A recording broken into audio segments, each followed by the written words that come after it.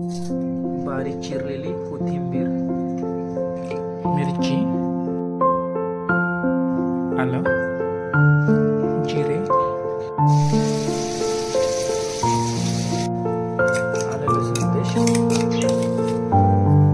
मीठ, मसाला, हळद आणि बेसन, तांदळाचं पीठ ऍड करायचं छोटे 4 चमचे। हे आता आपण मिक्स करून घेऊ।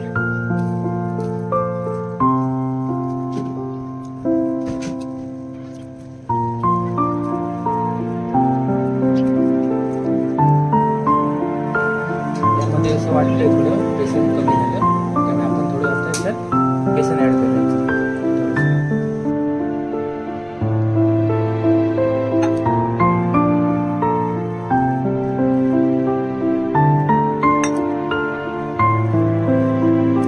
आपण मळून घेतलं, छानसा एक गोळा झाला असं।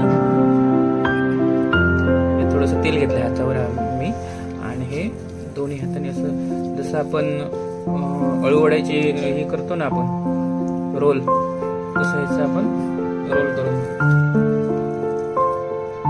त्या प्लेटला आपण तेल लावून घ्यायचं, म्हणजे जे हे आपली वडी असेल ती चिपकू नये म्हणून। ही आपण आपली छानशी अशी वडी बनवलेली आहे, आपण ठेवली। चिपकते ना म्हणून आपण अशी वडी